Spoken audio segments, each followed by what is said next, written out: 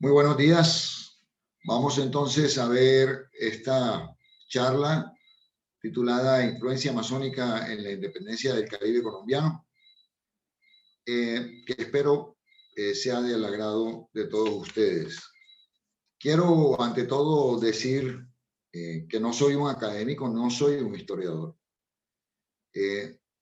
y que debo agradecer a los académicos que, conociendo esto y sin yo tener los pergaminos necesarios, me han aceptado en este grupo. Son ellos María Victoria García Suero, María Teresa Ripoll, Pedro Claver Cobo Torres, Gonzalo Zúñiga Ángel y Raúl Porto Cabrales. De igual manera, quiero dar agradecimientos a Lito Porto por toda su asistencia en la parte logística de esta presentación, a Roberto Carlos Martínez Méndez, José Vicente Mogollón Vélez y Mario Alario Méndez. El tema que vamos a tratar tiene tres ejes fundamentales. El primero es mostrar cómo los masones fueron una herramienta de geopolítica para los imperios europeos del siglo XVIII y siglo XIX. El segundo es mostrar cómo la ilustración jugó un papel importantísimo en la generación de las ideas libertarias de esta zona del mundo. Al respecto, ya vimos en días pasados una interesante exposición de Gonzalo que pueden ver nuevamente en YouTube, Capitulación 1821, donde daba cuenta en detalle sobre este tema. Y el tercer punto es que voy a hablar específicamente de tres masones que a mi modo de ver tuvieron una importancia muy grande en el éxito de las primeras gestiones independentistas de la Nueva Granada. Voy a ir desde luego a nombrar otros, pero de manera somera, porque sus historias son mucho más conocidas. Comencemos entonces por el primer eje, el de la geopolítica. Un siglo y medio después del descubrimiento de América por parte de Cristóbal Colón, el Caribe seguía siendo una especie de piscina tranquila en la que los españoles se desplazaban con absoluta seguridad, con mucha confianza y al tiempo que traían productos de España a las Américas, se devolvían con los tesoros que habían recaudado en esta tierra. Hasta que en 1628, el 10 de junio, el almirante holandés Piet Hein vence en un golpe de mano muy rápido y poco cruento a la flota española que estaba en Matanzas, Cuba. Se apodera allí, dicen los autores, de 11,5 millones de florines, un botín supremamente cuantioso para la época, y dada la fácil victoria, ni siquiera toma prisioneros, y además suministra víveres a los derrotados para que continúen hasta un albergue seguro en La Habana. En 1655, William Penn captura Jamaica para los ingleses, poniendo así los ingleses una pica en Flandes, un pie muy seguro en el Caribe que hasta entonces había sido monopolio español. Entre 1662 y 1670, no solamente Jamaica, sino las islas que la rodean, se convirtieron en refugio de piratas auspiciados por el Imperio Británico con el fin de expoliar los convoyes españoles que regresaban de las Indias hacia España, hacia la metrópoli, cargados con los tesoros que habían recaudado, como dijimos antes. Estas caramuzas o esta animadversión termina con el Tratado de Madrid en 1670, tratado mediante el cual España reconoce las posesiones inglesas en las Indias Occidentales. Entre 1701 y 1713 se sucede la Guerra de Sucesión Española, una guerra que involucró medio continente europeo y que termina con la firma del Tratado de Utrecht entre España e Inglaterra, mediante el cual le concedían a Inglaterra algunos beneficios, entre ellos el denominado asiento de negros, que le permitía al Imperio Británico traficar 4.000 hasta 4.800 esclavizados anualmente en esta sección del Caribe. De la misma manera, le permitía lo que se llamó el navío anual de permisión, medida que les otorgaba el privilegio de descargar hasta 500 toneladas de productos británicos en los puertos habilitados por el Imperio Español. Oportunidad que no desperdiciaron los ingleses para iniciar un creciente y lucrativo negocio de contrabando. Se inició así entonces este infame tráfico de esclavizados desde las costas occidentales de África hasta las costas orientales de América, e incluso llegando a las costas del Pacífico americano, en el caso de Ecuador. Sucede un primer evento masónico de importancia en 1717, cuando se crea la que es considerada la primera gran logia formalmente constituida en la ciudad de Londres, constituida por 3 logias de Londres y una de Westminster, y universalmente reconocida como tal. A partir de 1755, poco después, sucede un segundo hecho importante para nuestros efectos, que es la creación de la primera logia militar o regimental por parte de los ingleses, que la constituyeron al interior del 8º Regimiento Real de Infantería en Liverpool. ¿Por qué es importante esto?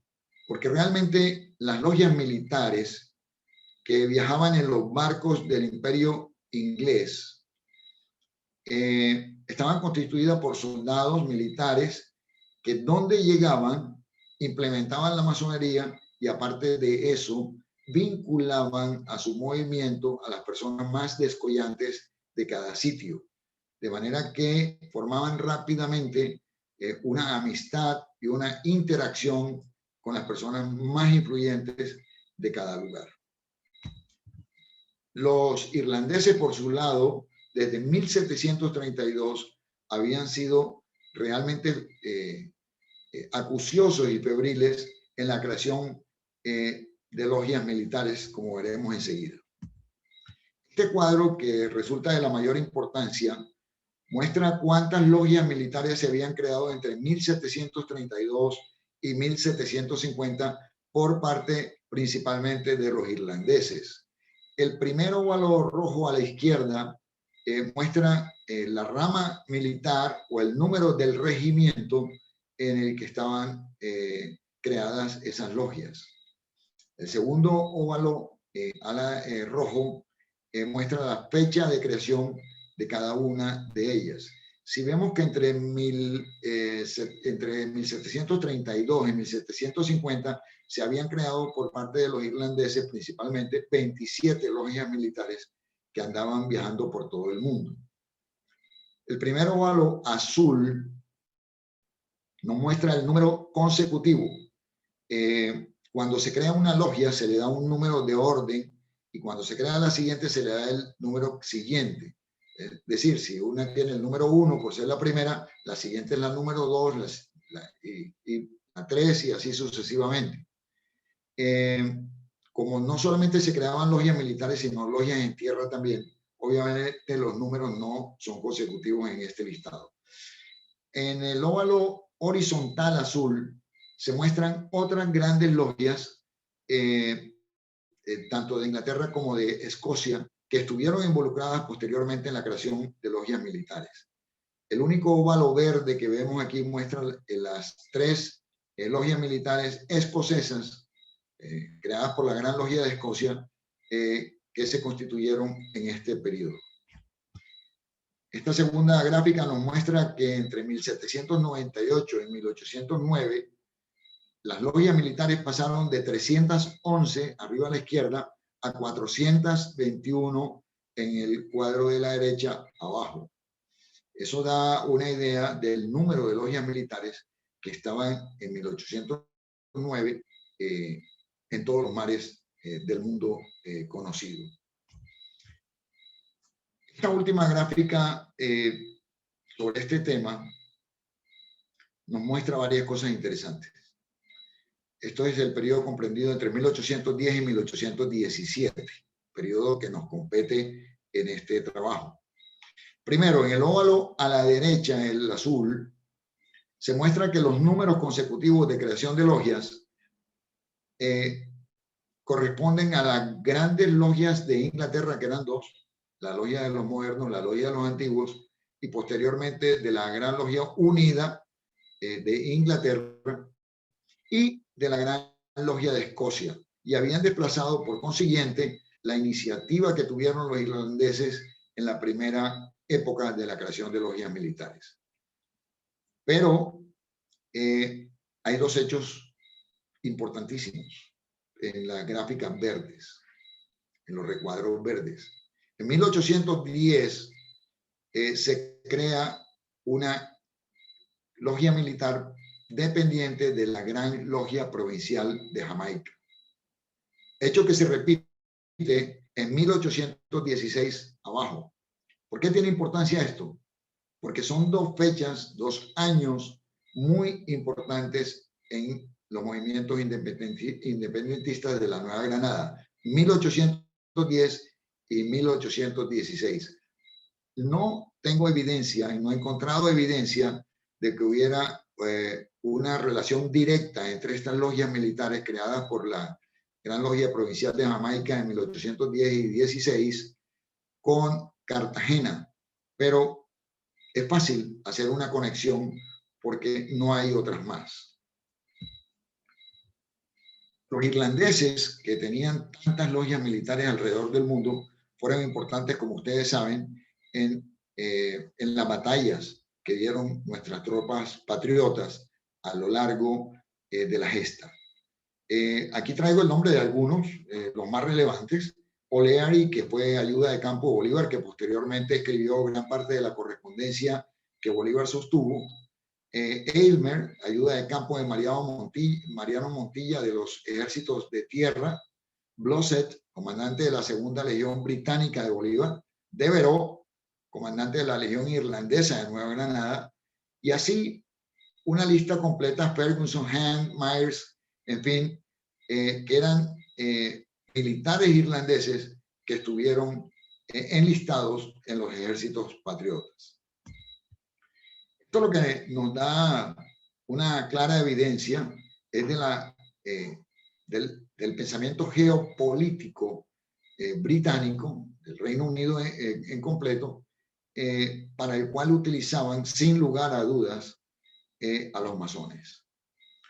Es tan evidente que una autora como Jessica Harlan Jacobs escribe en 2007, una obra que se llama Builders of Empire, Constructores de un Imperio.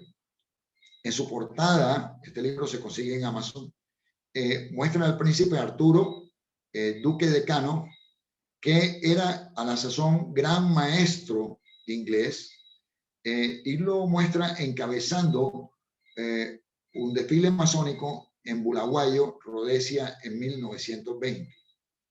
Gran parte de la influencia masónica británica se percibió en India y en todos los países aledaños. Algo diferente ocurría en España mientras tanto. España estaba bajo las normas de las bulas papales, en especial la que se conoce como In Eminenti, que proscribía la masonería, y posteriormente de las ordenanzas como la que escribió Fernando VI en 1751, ordenándole a sus tropas suprimir cualquier brote de movimiento masónico al interior de las mismas o en los territorios que tenían bajo su dominio. La masonería en España comienza a aparecer hacia 1809 con la llegada de las tropas napoleónicas. Se crea una logia de San José en honor del rey José I Bonaparte y posteriormente la Gran Logia Nacional de España. Debemos decir que Napoleón, al igual que los británicos, utilizó la masonería como una herramienta de geopolítica. Aglutinó bajo el Gran Oriente de Francia todas las logias de su imperio y a las que no obedecían esa orden sencillamente las clausuraba. Nombró a su hermano gran maestro único y autónomo, y la mayoría de las logias que se crearon en la época bonapartista llevaban referencias a él y a su familia como un homenaje. Es más, los rituales masónicos se modificaron para hacer exclamaciones exalzando a Napoleón. Mientras todo esto sucedía en la masonería, los ingleses seguían disfrutando de los beneficios que le otorgaban los tratados con España. Disfrute que no estaba exento de conflictos, como el que se conoce como el conflicto del cargue subrepticio, que básicamente consiste en que cuando un barco inglés llegaba a un puerto controlado por los españoles para descargar mercancías y elementos británicos, se decía que quedaban fondeados en alta mar otras naves que lo recargaban durante la noche, incrementando así el monto real de la mercancía transportada, lo cual obviamente se constituía en contrabando.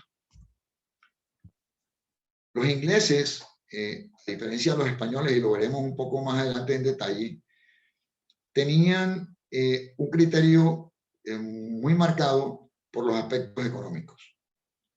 En un momento dado, crearon la Compañía de los Mares del Sur, la cual capitalizaron con todos los papeles de deuda británica que había en ese momento. Y les dijeron a sus acreedores que esa deuda sería pagada con los rendimientos de la Compañía de los Mares del Sur, a la que le había dado el monopolio para el tráfico de esclavizados. Como todo, en un momento dado, en 1720, corrieron algunas noticias en Londres de que la Compañía de los Mares del Sur había o estaba en vías de cerrar unos negocios muy lucrativos y las acciones se dispararon de 100 a 1000 libras en el término de una semana. Burbuja que se reventó posteriormente y hubo un descalabro general económico para muchos inversionistas. No obstante, la compañía logró sobrevivir y posteriormente se dedicó a conceder patentes para que otros en su nombre continuaran con el tráfico de esclavizados. Todas estas convulsiones económicas, de enfrentamientos de carácter comercial, tenían que llegar a un punto explosivo.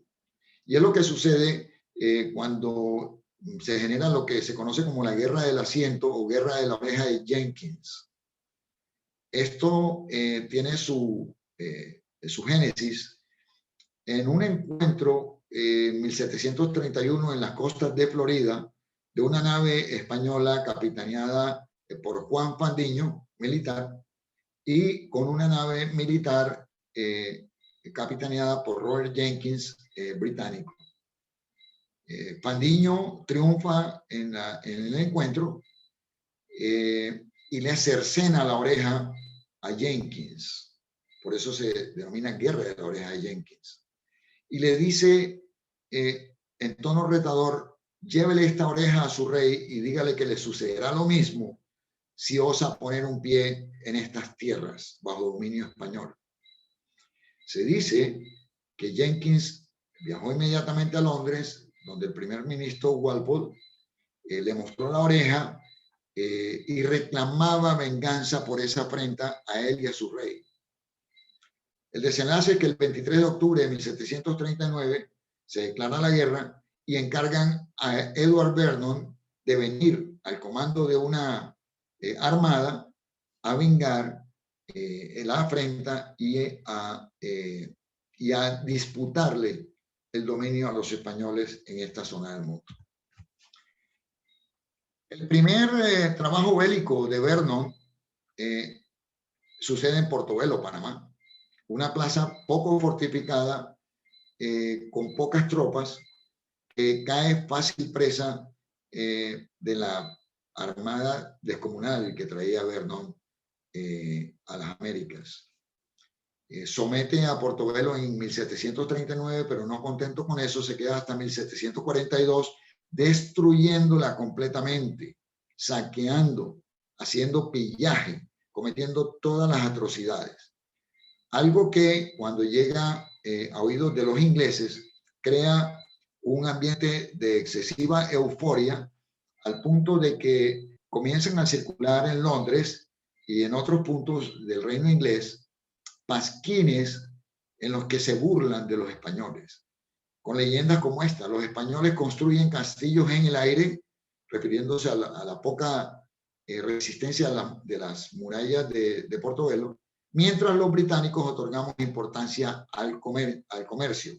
Y aquí vemos nuevamente la diferencia entre el pensamiento español y el pensamiento británico. Pero no quedaron ahí. Realmente la euforia los llevó a imprimir medallas y monedas como esta que vemos, donde aparece Blas de Leso arrodillado ante Vernon, entregándole su espada, rindiéndose.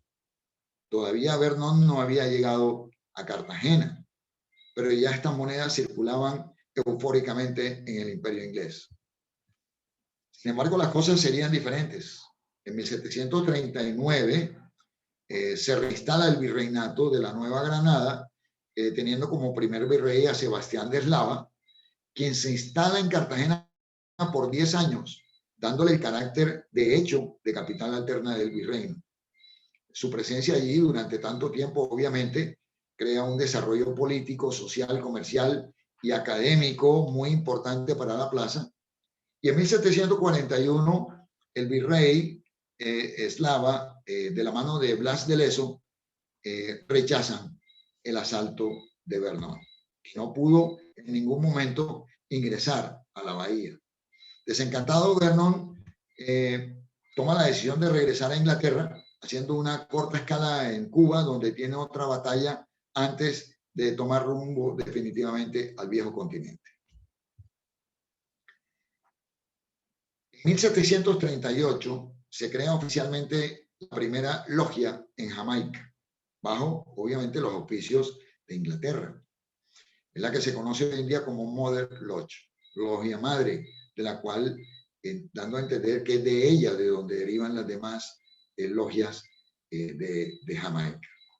En 1742 se crea la segunda y posteriormente otras, y crece tanto la masonería en Jamaica que los ingleses deciden autorizar la creación de una gran logia provincial bajo el mandato de Ballard Bedford como primer gran maestro provincial de Jamaica.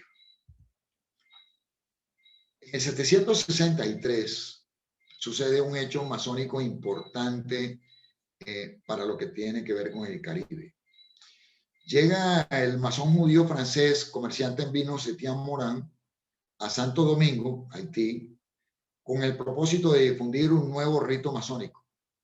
Él traía un rito consistente en 25 grados.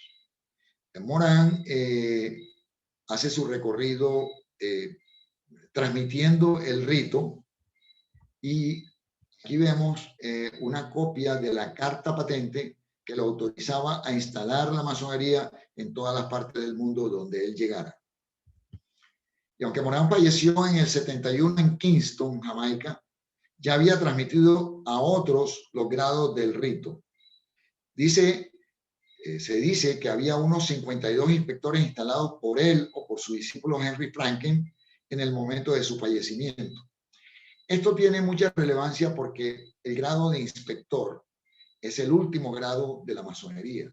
Quienes tienen el rango de inspector tiene la facultad de crear cuerpos masónicos. De manera que lo que se había hecho era preparar a la masonería francesa para diseminarse en toda esta área de las Américas. En 1766, Kingston es declarado puerto libre y desde luego se dinamiza el comercio desde la isla de Jamaica, comercio que en su mayoría con mercancías provenientes de Inglaterra.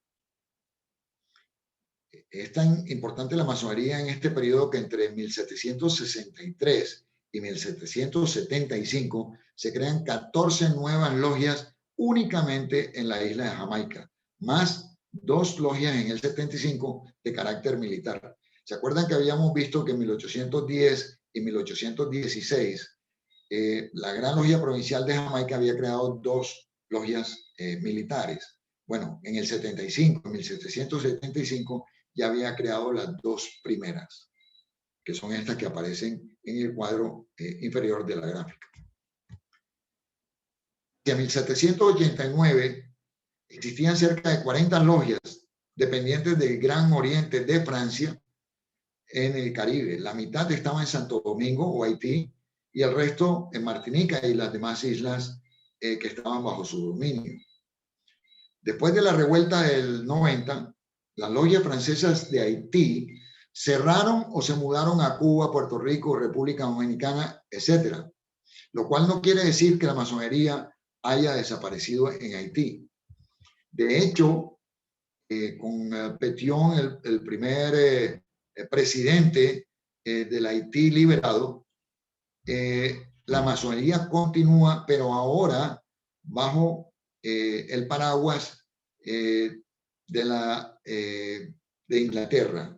Obviamente había expulsado a los franceses y a pesar de que él se había iniciado en la logia Las 9 Hermanas, donde se iniciaron muchos masones del Caribe, ahora estaba dependiendo de la Gran Logia de Inglaterra, que eran sus aliados nuevos.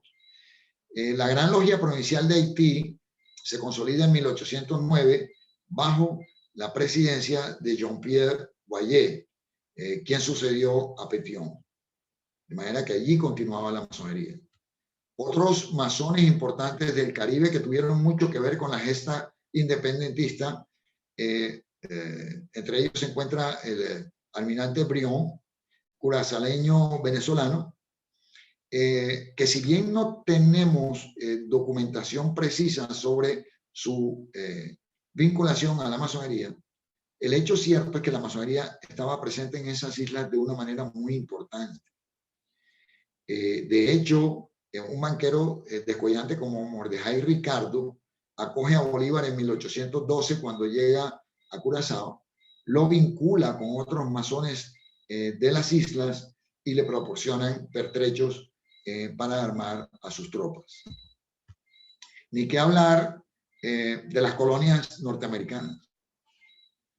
En estas 13 colonias, entre 1730 y 1784, se instalan 12 grandes logias. Un número importante si tenemos en cuenta que una gran logia tiene que tener mínimo 3 o 4 logias bajo su administración. Aquí en las colonias norteamericanas sucede un hecho muy importante. Había 2 vertientes provenientes de las 2 grandes logias que operaban en Londres. Una llamada los antiguos o de los antiguos, que se decía guardiana de la tradición masónica ancestral, y otra a la que denominaban de los modernos, que fue la creada en 1717, como ya notamos antes, de la que se decía que había variado las prácticas masónicas. Cuando hubo la guerra de independencia de los Estados Unidos, la mayor parte de los patriotas estaban afiliados a logias que seguían los lineamientos de los antiguos, mientras que los realistas británicos, la mayoría estaban en logias de los modernos. Como triunfaron los patriotas, hoy en día la masonería en Norteamérica es principalmente afecta a los lineamientos de los antiguos. Esto no sucedía en la Nueva Granada, desde luego, porque como ya vimos, España tenía proscrito el movimiento masónico y cualquier brote de masonería era inmediatamente sofocado. Además, aquí en Cartagena teníamos el Palacio de la Inquisición, que se convertía en un policía, en un guardián de que estas reglas se cumplieran, esta y otras más. En 1781 sucede la capitulación inglesa en Yorktown, Virginia, que le da la independencia definitiva a las colonias norteamericanas. Obviamente tiene un impacto devastador en el comercio con las colonias, tanto el comercio que venía de Gran Bretaña como el comercio que salía de Jamaica, al punto de que Jamaica en un momento dado estuvo dispuesta a unirse a las colonias norteamericanas y a ser parte de lo que hoy en día son los Estados Unidos de Norteamérica. Esto no fructificó y entonces Jamaica se vio realmente en una situación supremamente difícil porque su mayor mercado había desaparecido de un golpe. ¿Cuál fue la consecuencia de esto? Bueno, Jamaica se volcó hacia la Nueva Granada, hacia la parte española. Y de Inglaterra desde Jamaica comenzó a traer masivamente contrabando que entraba de manera importante por La Guajira y por el Darién, a veces por Santa Marta, a la que llegaban pocos barcos españoles. Esto también lo hacía Francia y lo hacía Holanda desde sus islas en el Caribe.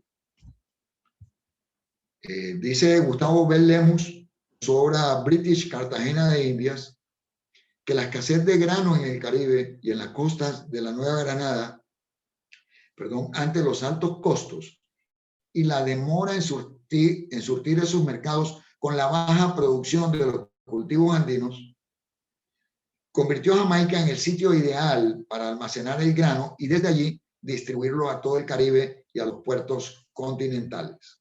De manera que los granos se convirtieron en un producto ideal para el comercio y el contrabando, desde luego. Por su parte, José Polo Acuña, en su obra Los indígenas de La Guajira en la independencia de las provincias caribeñas de la Nueva Granada, una aproximación, dice que los guayú de La Guajira arriba tenían pactos militares y comerciales de manera directa entre jefes guajiros y empresarios contrabandistas y representantes políticos de Curazao y Jamaica. La presencia de contrabandistas extranjeros no se reducía solo al trato, sino a intenciones políticas directas, particularmente de Inglaterra, que merodeaba por la zona. Y otros autores complementan diciendo que mientras los holandeses buscaban obtener ganados, cueros, esclavos y palo Brasil y otras mercancías de aquí de estas tierras, los ingleses preferían vender armas a los guajiros y entrenarlos en su uso.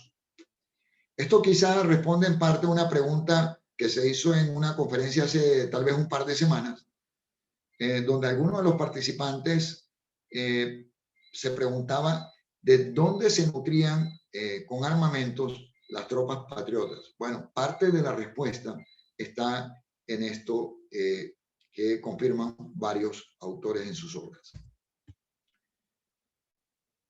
La península, dicen, fue abandonada a los indios y a sus aliados británicos. Fíjense la importancia que tenían los británicos en este punto, que no se nombra ni a los holandeses ni a los franceses, sino a los británicos en específico.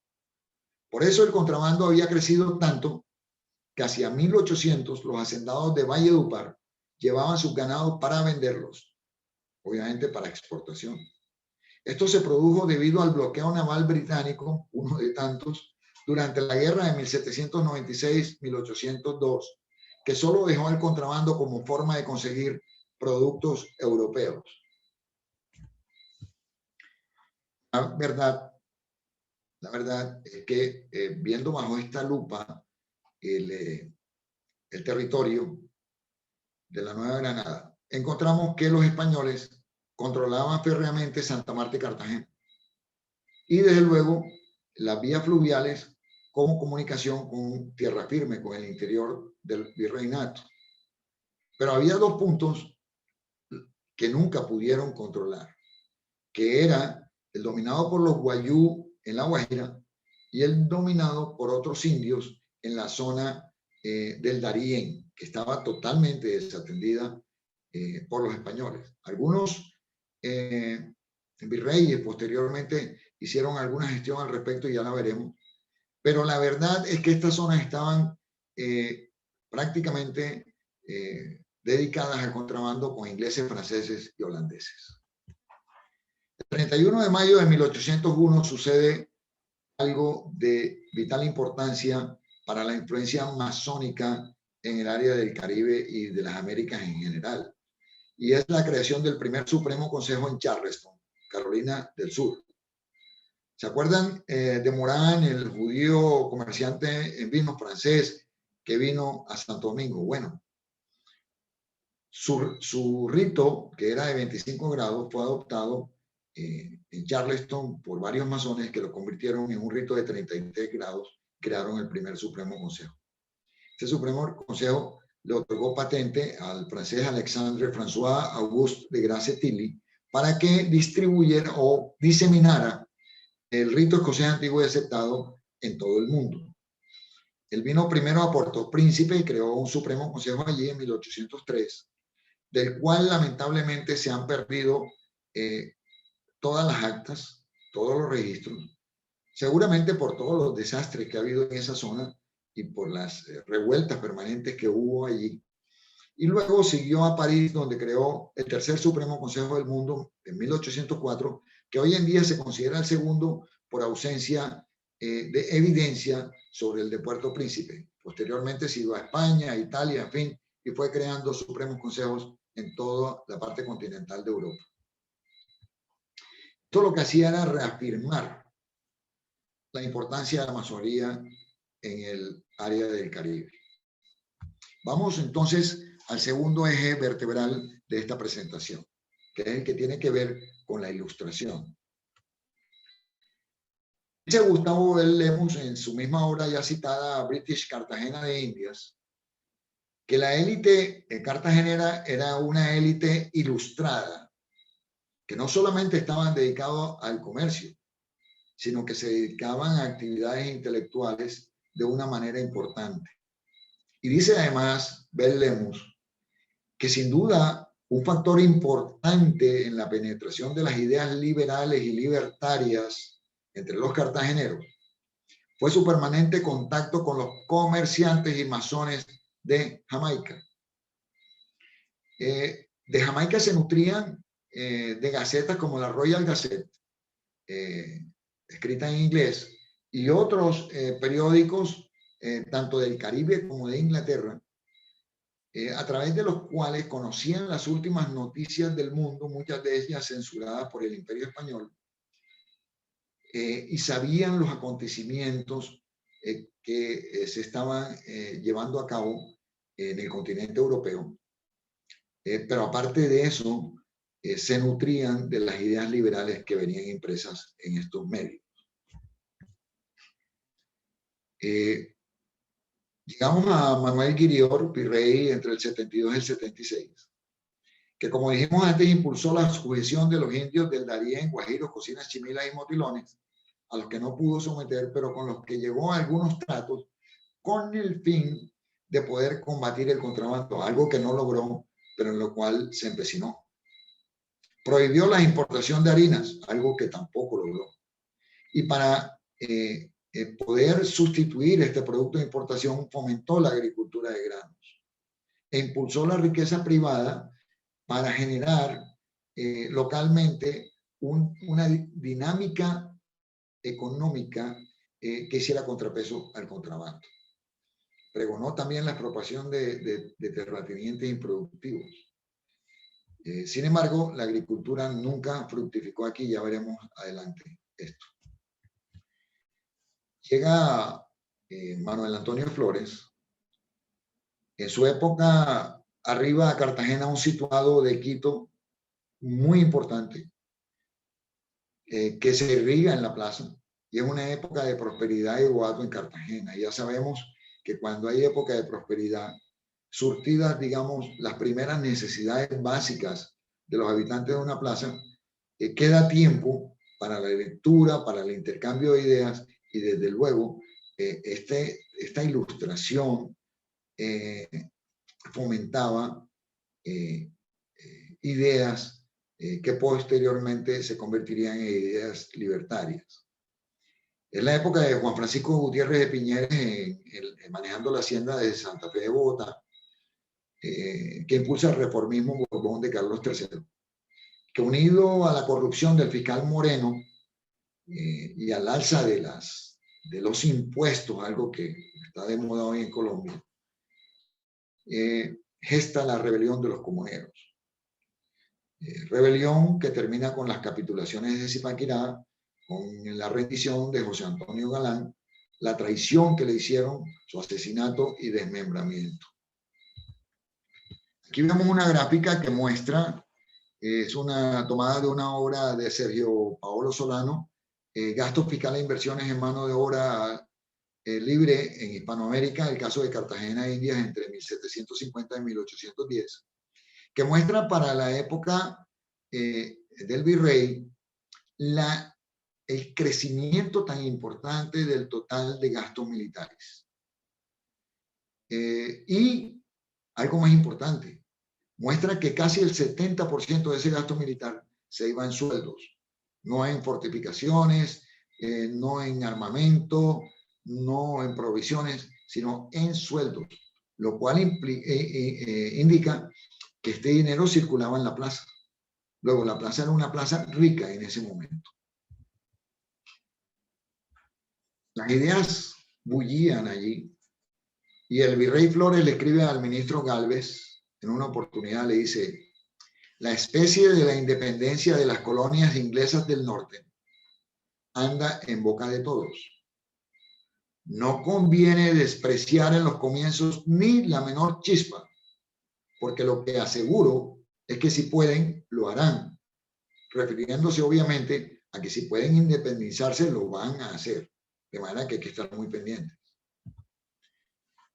Y el virrey Caballero de Góngora, que era arzobispo de Bogotá cuando fue nombrado virrey, y es el segundo virrey que se radica acá en Cartagena, se radica en Turbaco entre 1784 hasta el final de su mandato en 1788. Lo cual le da nuevamente a Cartagena una importancia muy significativa. Desde luego, el fungir como capital del virreinato es indudable que genera una dinámica en cualquier plaza. Crea entonces la Real Expedición Botánica del Nuevo Reino de Granada, que al decir de muchos autores se convierte en una verdadera universidad a cielo abierto, donde había intercambio de pensamiento de manera bastante libre.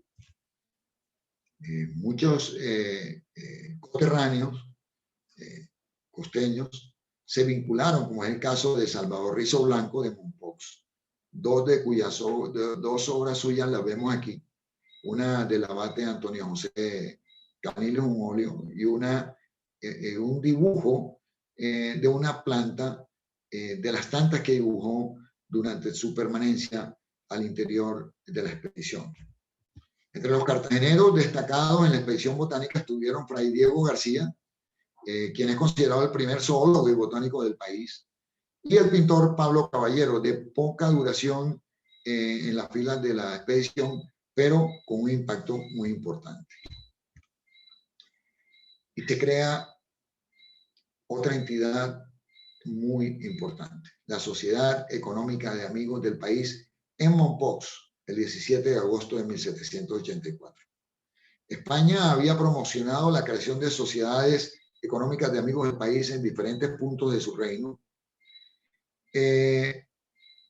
como una manera de desarrollar las economías locales. Debe decirse que Cartagena solo tuvo su Sociedad Económica de Amigos del País en 1812, mucho tiempo después.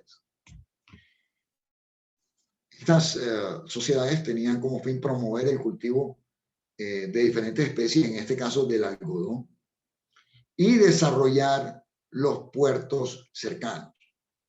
Sin embargo, lo que se puede constatar es que contribuyó de manera innegable al despertar de un gran patriotismo.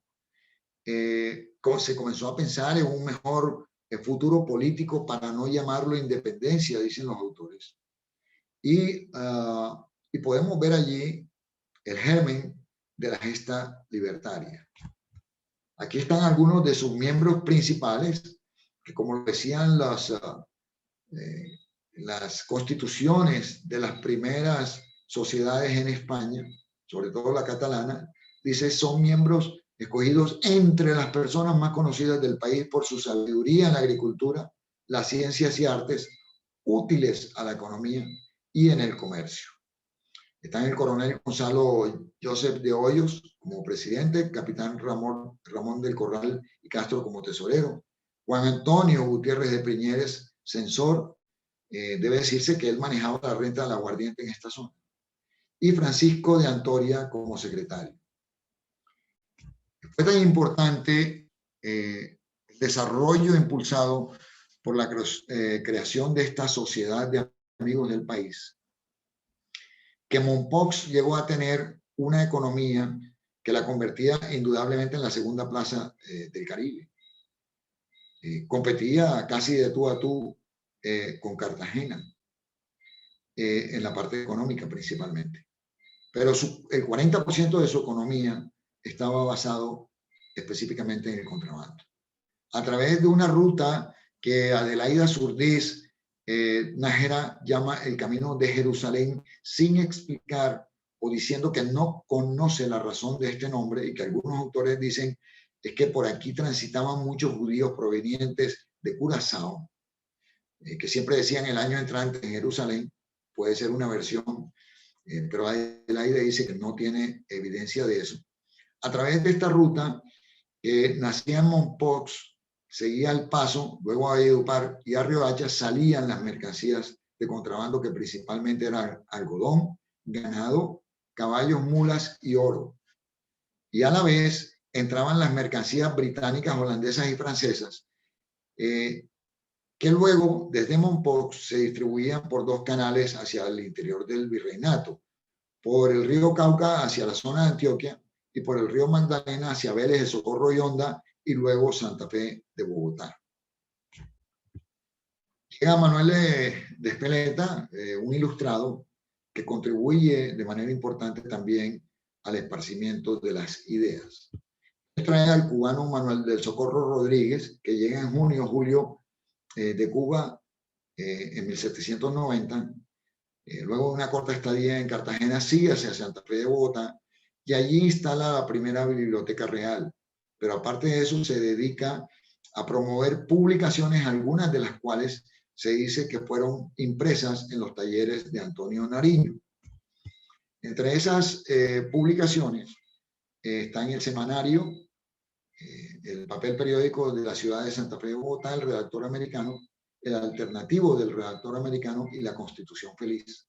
Esta última de relevancia porque cuando Morillo llega a Santa Fe de Bogotá, interroga a este cubano diciendo que se le acusaba de ser el promotor de ideas liberales y libertarias a través de la Constitución Feliz, precisamente.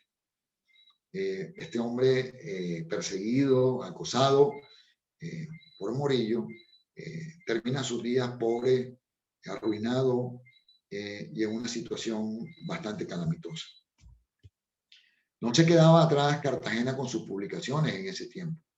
Y aquí vemos algunas de ellas, entre las cuales destaca el Argos Americano, que ustedes conocen de mejor manera que lo que yo puedo explicar.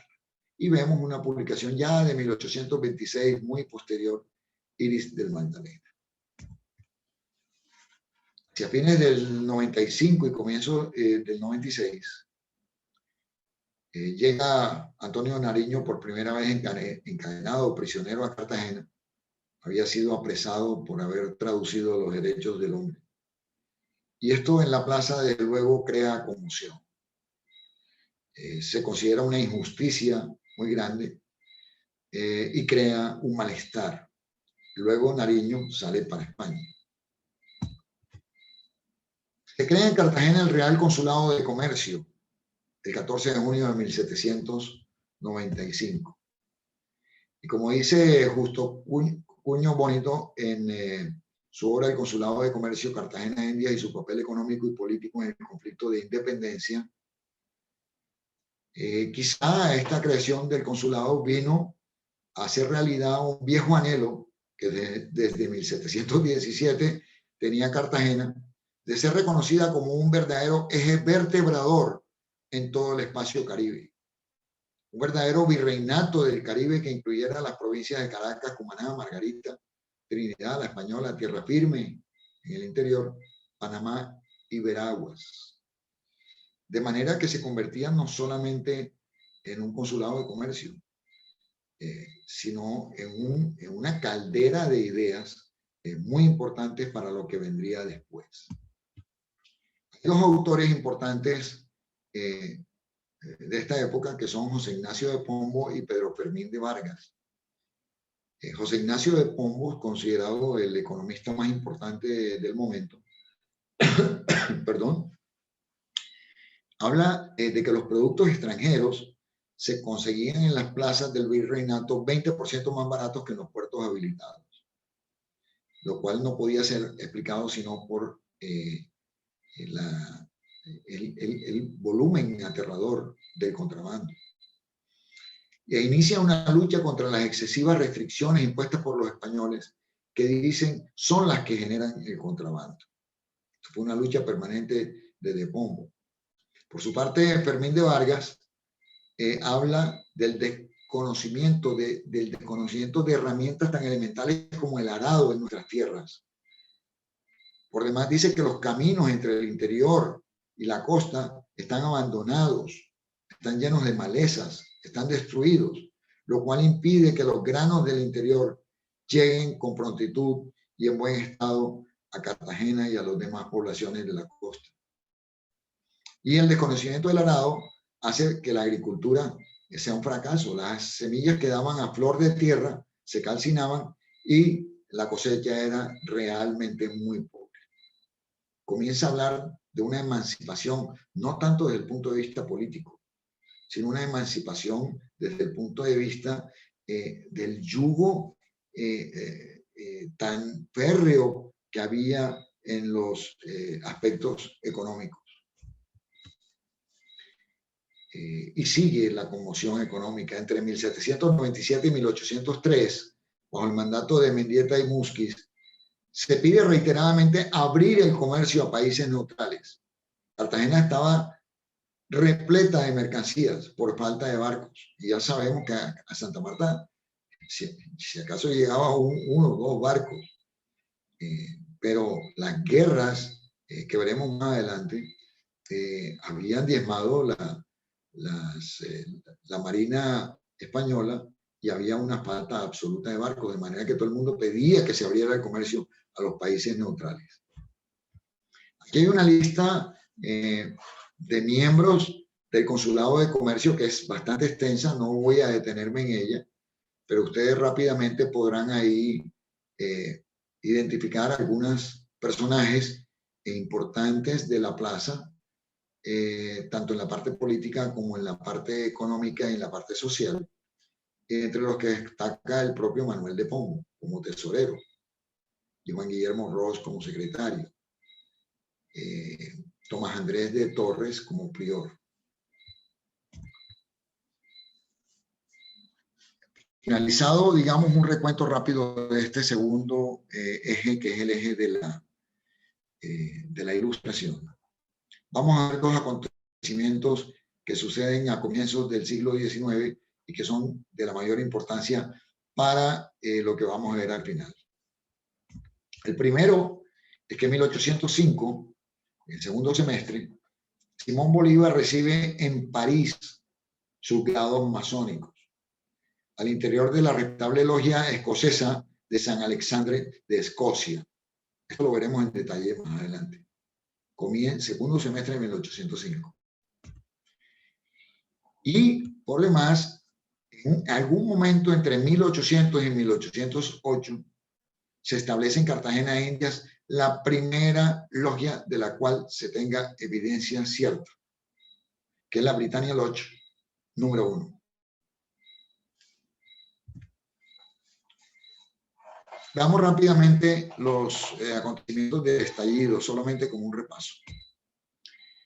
Estaba de virrey Amari Borbón, estábamos en plena revolución industrial del Reino Unido. Los británicos estaban desesperados por conseguir mercado para su creciente producción fabril. Pero por la otra parte estaba Napoleón, apoyado por la burguesía francesa, también buscando mercados para los productos franceses. Esta lucha de los mercados tendrá su definición en la batalla de Trafalgar en 1805, donde la marina británica abate a la unión de la francesa con la española, quedando los ingleses dueños del mar y por tanto del Caribe, ¿eh? Y Napoleón dueño del continente. Es tan importante este evento que los ingleses le ponen Trafalgar Street al centro económico de Londres. Y los franceses, por su parte, contentos con haberse quedado con el continente, erigen el Arco del Triunfo en París. Napoleón comienza entonces a utilizar a los masones como vehículos de geopolítica. Nombra a su hermano gran maestro del Gran Oriente de Francia, unifica toda la masonería francesa bajo su mandato, proscribe cualquier otra masonería que no esté sometida a su reglamento y pululan las logias masónicas en todo el imperio napoleónico. En la época en que Carlos IV de España abdica en favor de Fernando VII, Fernando a su vez le entrega el trono a Napoleón y este a José Bonaparte. Es la época en que surgen las juntas de gobierno en esta zona del mundo, en el viejo continente, que tendrán impacto desde luego en nuestra América. El 10 de agosto de 1809 se constituye la Junta de Gobierno Autónoma de Quito, primera en nuestro continente, en lo que algunos llaman el primer grito de independencia hispanoamericano, que lamentablemente termina con una masacre del 2 de agosto de 1810, cuando los ejércitos realistas o los soldados realistas asesinan a los prisioneros gestores de aquella primera junta de gobierno. Llega en 1809 por segunda vez Nariño prisionero en Cartagena, recluido en La Boquilla y posteriormente liberado. El 22 de mayo de 1810 hay una reunión de Cabildo, se crea la Junta de Gobierno, se ordena finalmente un gobierno compartido en el cual el gobernador debe mandar de la mano de 2 cabildantes, algo a lo que se opone Montes, con la consecuencia de que el 14 de junio de 1810 Francisco de Montes es apresado y posteriormente expatriado. Viene entonces, en esa sucesión de hechos, la firma del Acta de Independencia, y debemos decir que entre los firmantes del Acta de la Independencia hay 3 masones: José María García de Toledo, Manuel Rodríguez de Torices y Quirós y Juan Nepomuceno Berrueco de Acosta. No porque haya registros de ese momento, sino porque en la obra de Américo Carnicelli, que son 4 tomos, 2 dedicados a Colombia y 2 a las Américas, se les relaciona como masones vinculados a la logia Las 3 Virtudes Teologales. Y entramos a la parte final, o al tercer eje de esta presentación, que es los acontecimientos que giran alrededor de 3 personajes importantes. El primero de ellos, Simón Bolívar. Mucho se ha hablado de la afiliación masónica de Simón Bolívar. Sin embargo, nosotros de la mano de un escritor y masón británico, Frederick Sealcombe, en un trabajo que se llama Simón Bolívar Freemason, que en el año 77 recibió varios premios, entre ellos el Norman B. Spencer, por ser el mejor trabajo masónico del año. Dice Seol Kuhn que sin ninguna duda, en algún momento entre 1804, que luego precisa en 1807, Bolívar recibió sus grados masónicos en París. Dice que estando Bolívar en España se dirige a Francia en 1804. Luego pasa por Italia en 1805, un momento en el que proclama su famoso juramento del Monte Sacro. Y luego se dirige a París en 1805 y 1806, más o menos. Y hay un acta que presenta Seol Kuhn, en la que no solamente se nombra a Bolívar, sino que aparece la firma de Bolívar en ella. Este acta, cuya transcripción al francés vemos aquí, traduce lo siguiente. Dice: a la gloria del gran arquitecto del universo, y en el día 11 del mes 11 del año de la Gran Logia, 5805, la logia fue abierta en el grado de compañero desde el oriente por el venerable maestro o venerable hermano de la Tour d'Auvergne, apoyado en occidente y en el sur por los venerables hermanos Tori y Potou. Habiéndose leído y aprobado el acta de la reunión anterior, el venerable maestro propuso pasar al grado de compañero al hermano Bolívar, recientemente iniciado. O sea que recientemente, o en un momento pasado, había recibido su primer grado. Debido a que él pronto saldrá de viaje. Habiendo votado favorablemente y de manera unánime los hermanos su admisión, y una vez la investigación mostró ser favorable, el hermano Bolívar fue traído al interior del templo y luego de las formalidades necesarias asumió las obligaciones usuales ante la silla, o sea, ante quien preside. Luego de lo cual fue colocado en medio de los dos vigilantes y proclamado compañero masón, o sea, de segundo grado, de la respetable logia madre del rito escocés de San Alexandre de Escocia. El trabajo fue coronado con una triple aclamación y el hermano, habiendo agradecido, fue sentado a la cabeza de la columna del mediodía. La reunión fue entonces cerrada de la manera usual y siguen firmas. Y está la firma de Simón Bolívar. Es importante que exista un documento de una paleógrafa venezolana que en 1956, en junio de 1956, certifica lo siguiente.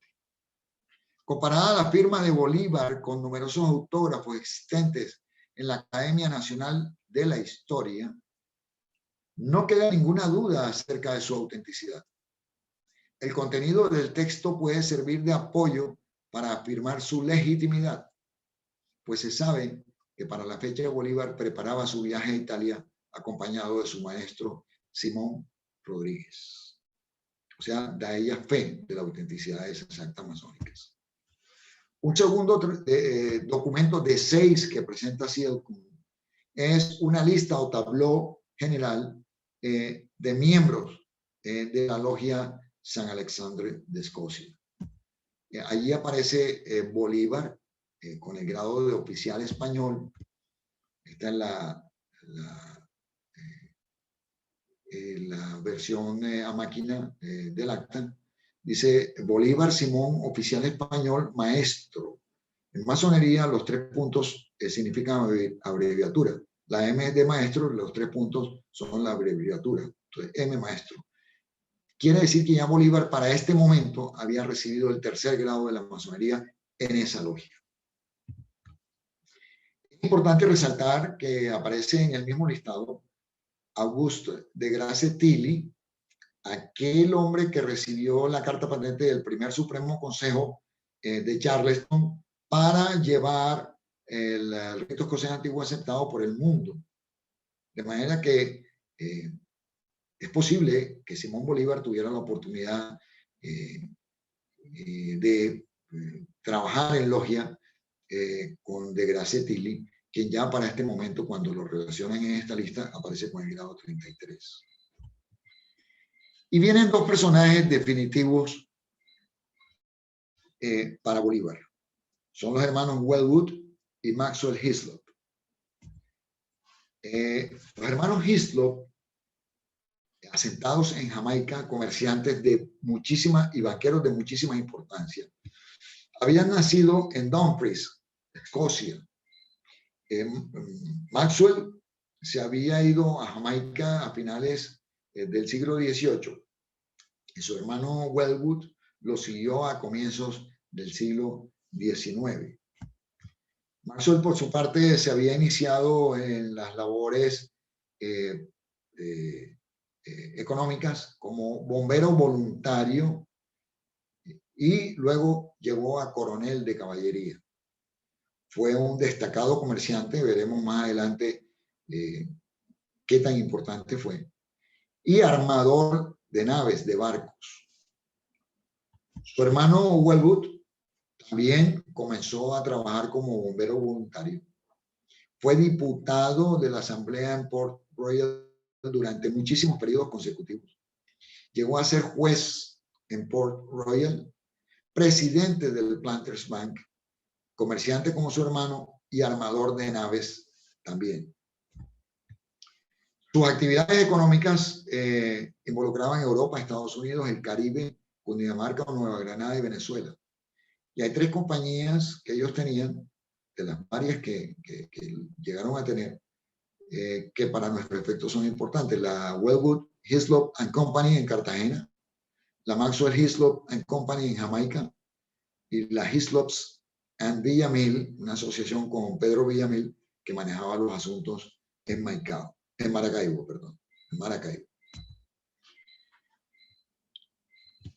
La actividad económica y naviera de los Hislops fue tan importante que el 16 de junio de 1824 encontramos una apelación de ellos ante la Casa de Lores en Londres por una disputa relacionada con la nave Agnes de su propiedad, una nave escolta que servía de escolta a convoyes comerciales.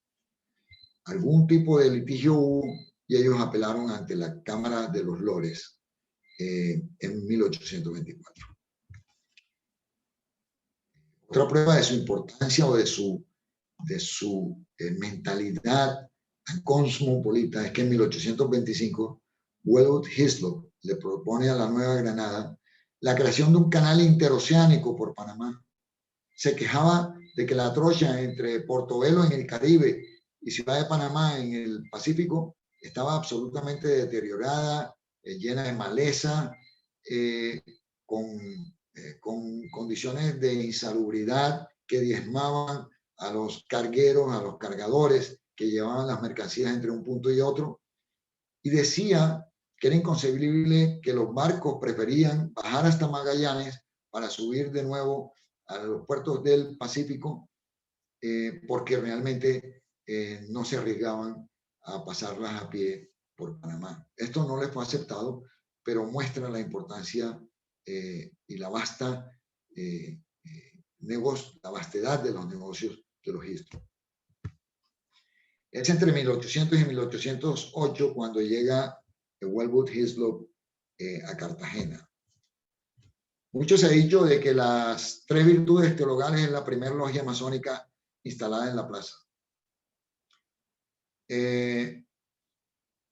Sin embargo, no hay ninguna evidencia concreta al respecto.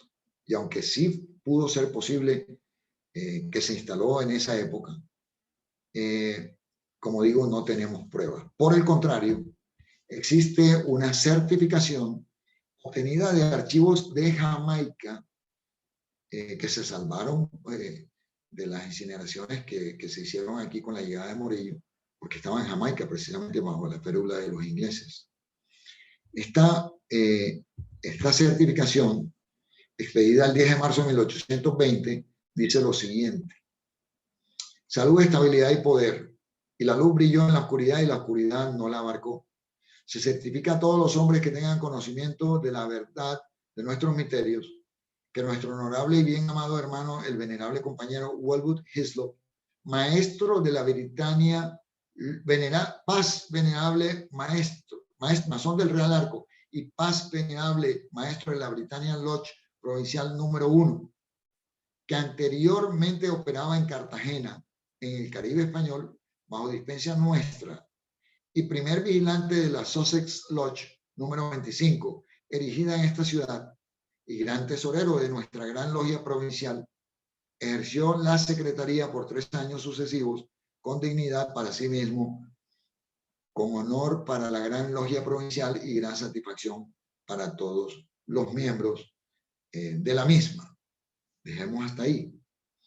Este documento tiene en su reverso una leyenda y unos sellos que indican que visitó la logia Love and Honor número 110 en el Royal Hotel de Falmouth, en Inglaterra, el 28 de abril de 1820, con las firmas de los dignatarios de esa logia.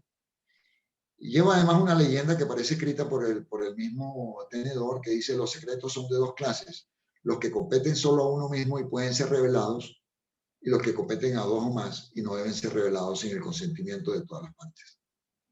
Este es un documento que seguramente pidió Wellwood Hislop como una carta de viaje para presentarse ante las logias de Inglaterra con su carácter de masón, y que por la leyenda que lleva al reverso indica que sí las visitó. ¿Por qué no existen registros de la logia Las Tres Virtudes Teologales? ¿Por qué no existen registros en la Nueva Granada de la Britannia Lodge? Bueno, porque en 1805 a finales llega Morillo a Cartagena, trae nuevamente la Inquisición que estaba en Santa Marta, y todos los masones, previendo lo que iba a suceder, con seguridad incineraron todos los registros. Ya esto había sucedido en Inglaterra en 1720, después de la creación de la Gran Logia que dijimos en 1717, cuando se pidió recopilar las actas de todas las logias del reino, y los masones las quemaron. No estaban dispuestos a que sus particularidades fueran conocidas por alguien desconocido para ellos en primera mano. Entonces, obviamente, no existen registros en la Nueva Granada anteriores a Morillo, y los registros que mostramos son de Jamaica. Pero volvamos un poco atrás. En 1812 llega por primera vez Bolívar a Cartagena, contacta a los masones de la plaza, entre ellos a Hislop, entre ellos al comandante de la plaza. Es asignado a las tropas que están bajo la dirección de Labatut, quien lo asigna al punto que hoy es Calamar. Bolívar no estaba contento con esa designación de estar allí de vigía en Calamar, e inicia su campaña por el Magdalena, que posteriormente lo llevará al interior del país y nuevamente a Venezuela. Bolívar es derrotado en Venezuela y llega de nuevo a Cartagena. De allí se dirige rápidamente a Tunja a rendirle cuentas a Camilo Torres, presidente de las Provincias Unidas, quien como masón lo acoge con benevolencia, lo disculpa de toda responsabilidad y le ordena someter a Santa Fe y posteriormente marchar para someter a Santa Marta y a Maracaibo. Ya en esa época, 1812, cuando llega por primera vez Bolívar a Cartagena, Wellwood Hislop habla e informa de las posibilidades de comercio inglés con Venezuela y Nueva Granada, haciendo elogios proféticos de Bolívar, a quien posiblemente acababa de conocer, pero haciendo tantos elogios de él que posiblemente lo conocía desde antes. Y habla de la aparente felonía del general Miranda, a quien condena, desde luego. Dice William Robinson en una publicación aparecida en The Barbados Mercury en 1806, este desgraciado suceso, el terremoto que hubo en Venezuela, y su influencia sobre la población, unido a la ambición e imbecilidad del general Miranda, fueron las causas principales de la destrucción de los primeros esfuerzos del pueblo de Venezuela hacia la independencia. Mientras presidió el gobierno en este país, sus acciones y principios aparecen en directa contradicción con los que profesaba anteriormente y con sus miras políticas. Su capitulación con los realistas que mandaba el general español Domingo Monteverde revela un grado de bajeza y pusilanimidad sin paralelo en la historia. No existe un individuo en toda Venezuela, que es sin embargo la patria de Miranda, que tenga por él un sentimiento de conmiseración. Esto lo dicen masones, hablando bellezas de Bolívar y en contra de Miranda. Como dijimos, sale en 1815 Bolívar con la misión de tomar Santa Marta y se desvía a Cartagena. Algunos dicen que iba a proveerse de armas y de personal. Otros dicen que era para vengar lo que Cartagena había hecho en Monpós y a sus amigos íntimos, los Gutiérrez de Piñeres. El hecho es que llega a Cartagena, no le permiten el ingreso por todos los desmanes que sus tropas habían perpetrado en el camino desde el interior del virreinato, fusilando prisioneros españoles. Y se acuartela en el Cerro de la Popa y desde allí le pone sitio a la plaza. Ya en días pasados vimos una conferencia donde se le indican a Bolívar responsabilidades por el debilitamiento de Cartagena poco antes de la llegada de Morillo. En abril de 1815, tanto Bolívar como Manuel del Castillo Herrada conocen sobre el arribo de Morillo con su enorme flota. Bolívar, luego de entregar el mando, de llegar a algún arreglo con la plaza de Cartagena, se embarca el 9 de mayo de 1815 para Jamaica, en un acto que algunos han llamado cobarde, otros han llamado estratégico, que no vamos a entrar a juzgar en este momento, pero parte a bordo de la goleta La Découverte, propiedad de los hermanos Hislop. Esta era una goleta francesa que habían capturado los ingleses y que se la habían vendido a los hermanos Hislop, que como dijimos eran armadores. Wellwood Hislop, sin embargo, en un acto de valentía, permanece en Cartagena a sabiendas de que, siendo súbdito británico, podría ser apresado y hasta fusilado por Morillo. El 14 de octubre,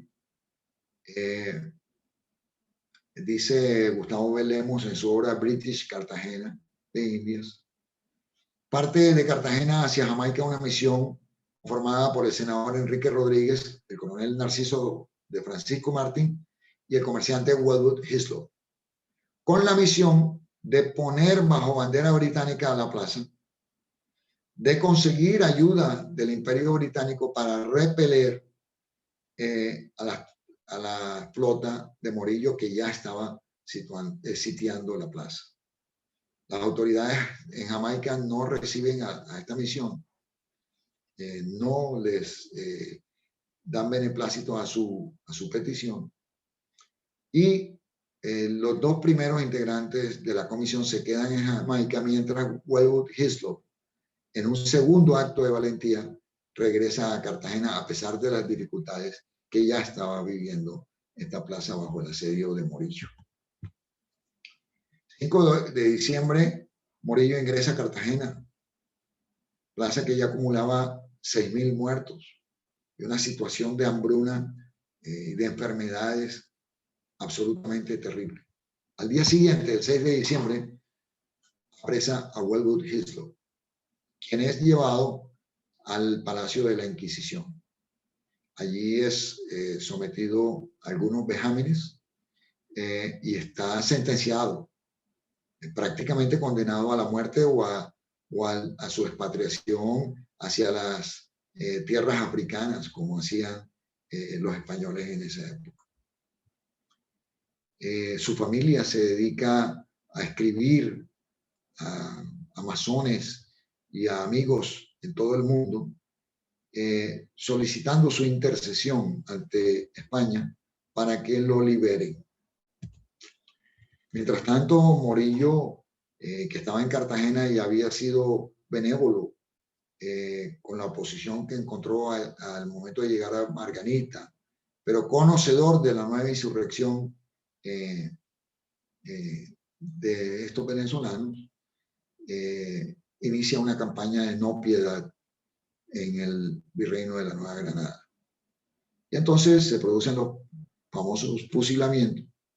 Y entre quienes tienen un busto allí en el Camellón de los Mártires, están dos masones, José María García de Toledo, que muere en Cartagena, y Manuel Rodríguez de Torices y Quirós, que muere en Santa Fe.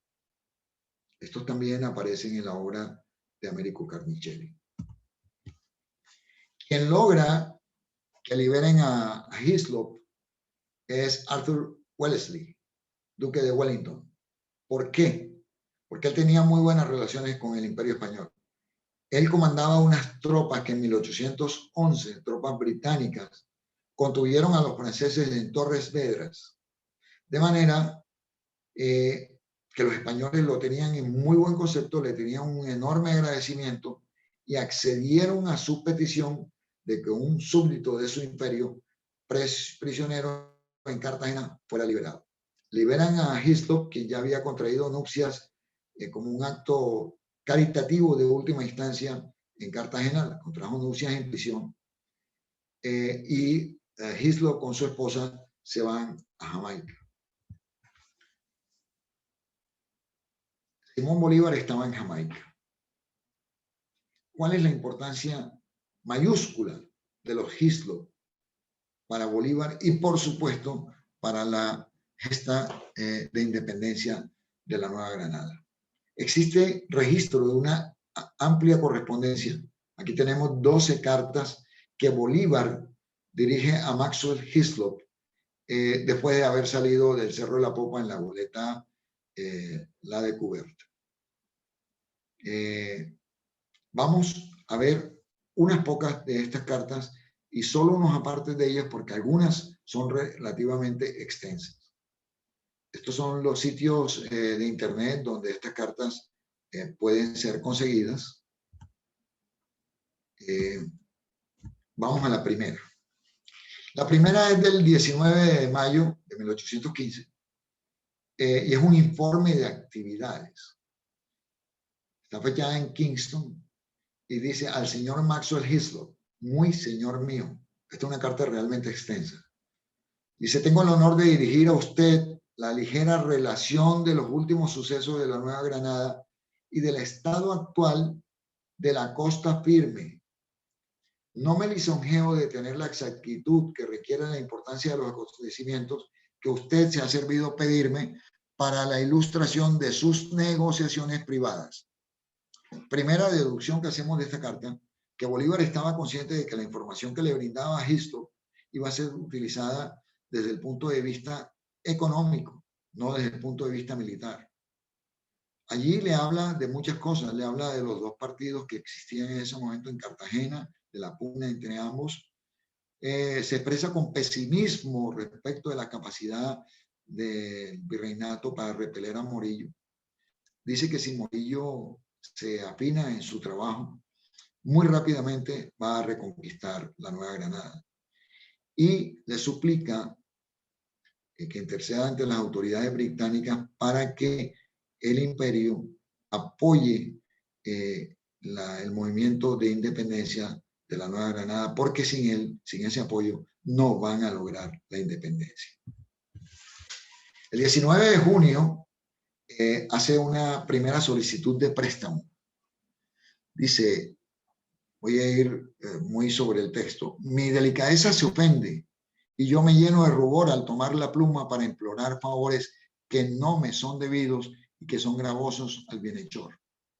Pienso marchar a Inglaterra en el próximo convoy, cosa que no hizo. Necesito de los auxilios más indispensables para permanecer en Londres mientras obtengo algún resultado favorable. No me atrevo a suplicar a usted me franquee en calidad de préstamo una suma prefijada. Yo espero que cualquiera que sea, será ventajosamente devuelta cuando mi suerte o la de mi país mejoren. Una segunda súplica angustiosa tiene fecha 30 de octubre. Dice, ya no tengo un duro, ya he vendido la poca plata que traje. La desesperación me forzará a terminar mis días de un modo violento, a fin de evitar la cruel humillación de implorar auxilios de hombres más insensibles que su oro mismo. si usted no me concede la protección que necesito para conservar mi triste vida, estoy resuelto a no solicitar la beneficencia de nadie, pues es preferible la muerte a una existencia tan poco honrosa. La generosidad de usted debe ser gratuita, porque me es imposible ofrecer ninguna recompensa después de haber perdido todo. El 8 de noviembre pide un tercer préstamo. El impresor me exigió 100 pesos por su trabajo, los cuales he pagado con las 6 onzas que usted me hizo el favor de prestarme. Esas 6 onzas las tenía destinadas para pagar la mesada, que no puedo satisfacer si usted no tiene la bondad de reemplazármelas. Luego, sucede un acontecimiento poco estudiado, y es que Hislop, igual que Ignacio Cavera, le piden a Bolívar que regrese a Cartagena para ayudarla en su defensa contra Morillo, pero Bolívar se niega. Dice que Cartagena me llame y volaré a defenderla o a sepultarme entre sus ruinas.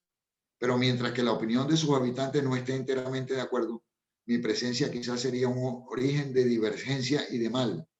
Ningún bien podría hacer, aunque estuviese en la esfera de mis facultades.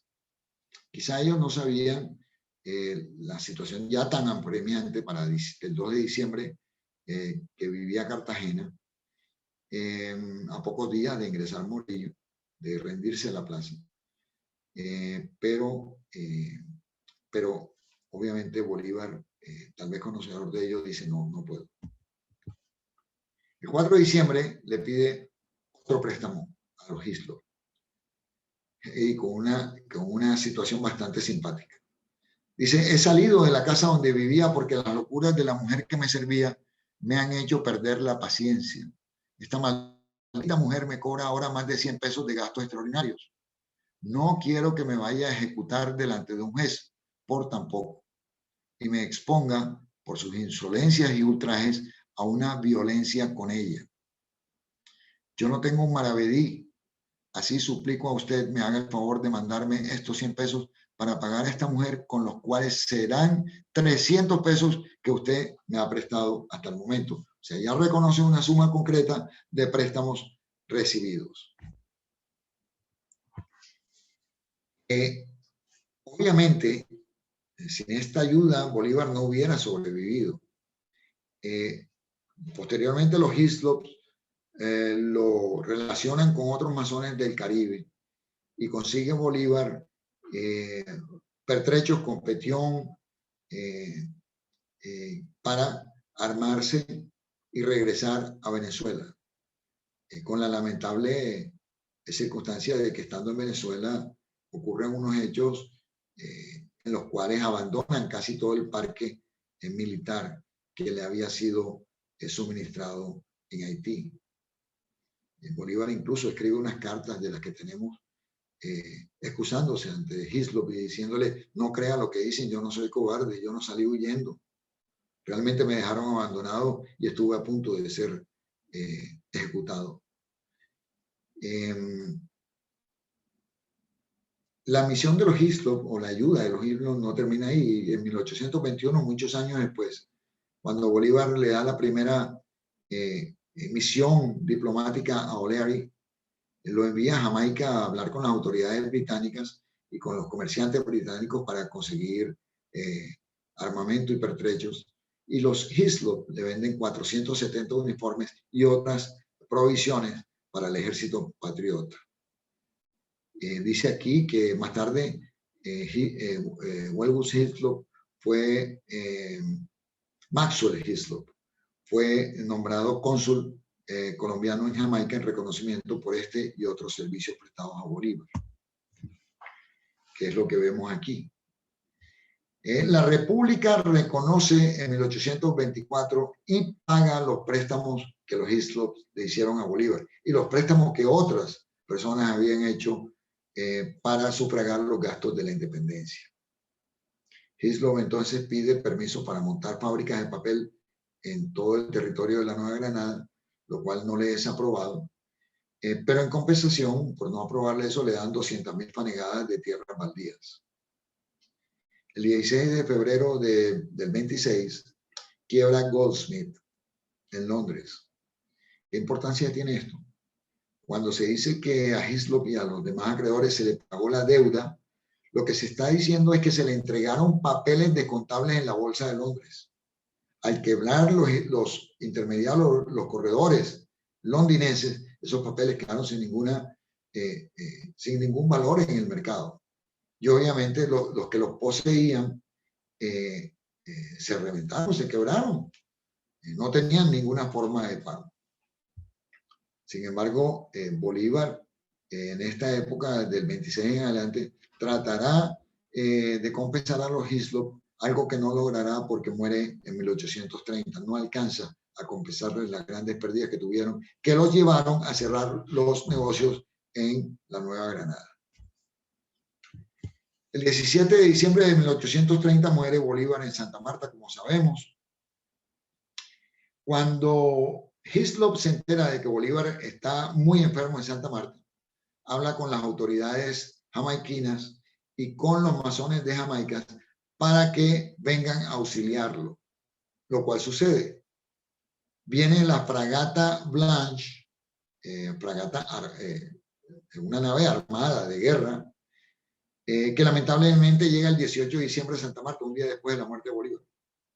Pero a bordo de esa fragata venía Sir Michael Benignus Clare, doctor cirujano, que era el gran maestro de la Gran Logia Provincial de Jamaica. Venía con instrucciones precisas de rescatar a Bolívar y llevarlo a Jamaica para darle el tratamiento médico que pudiera salvarle la vida. Lamentablemente llegaron tarde. Pero aquí vemos otra influencia de los masones en este momento tan aciago del fallecimiento del Libertador. Aún muerto Bolívar, en enero de 1834, Francisco de Paula Santander emite un decreto de destierro a Manuela Sáenz. Esta sale para Cartagena, donde permanece un tiempo relativamente prisionera, y de allí sale a Jamaica, donde Hislop la asila, le da dinero y le da ayuda de todo tipo para que pueda permanecer en la isla. En 1835 sale ella para Ecuador, su patria, con el fin de establecerse allí, pero le es impedido el ingreso. Sigue a Perú, donde muere en 1856. De manera que la amistad de los Hislop era tan fuerte que aún después de haber fallecido Bolívar, siguieron auxiliando a las personas que le eran cercanas. Y luego tengo una lista de integrantes de la logia Las Tres Virtudes Teologales que aparecen en las obras de Carmichael ya citadas. Son José Fernández de Madrid, José María García y Toledo, Juan Nepomuceno Berrueco de Acosta, Narciso de Francisco Martín, Marcos Bernin, Ignacio Muñoz, Manuel Rodríguez de Torices, Joaquín Vallejo, Juan Salvador de Narváez y Fernández de Castro, Antonio Lele, Joaquín Villamil y Canaval, y Juan Fernández de Sotomayor, el cura famoso. Esto es una muestra, y me centré en los Hislop y en Bolívar, para poner de relieve las transacciones y las ayudas que entre los masones del momento iban de un lado a otro y que fueron definitivamente importantes para que Bolívar, por lo menos, no sucumbiera en los primeros momentos de su gesta, hasta que llegó a poner pie de manera definitiva en tierra y continuar su campaña con las diferentes batallas que aquí se presentaban. Muchísimas gracias por su atención y estamos dispuestos a ampliar cualquier punto que ustedes consideren conveniente. Muchas gracias.